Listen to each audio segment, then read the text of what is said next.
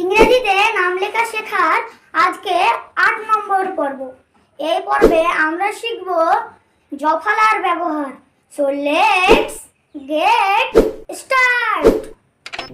এখানে একটি নাম আছে বিদ্যা। এখানে দুটি অক্ষর আছে বয় হস্যি দয় জফলা আকার। ভালো করে মনে রাখবেন বন্ধুরা, জফলা থাকলে সব সময় অয় হবে। তাহলে বয়ে বি হস্যইতে আই, দয়ে ডি জফলাতে ওয়াই আকারে এ বিদ্যা। তাহলে বুঝতে পারলেন তো বন্ধুরা?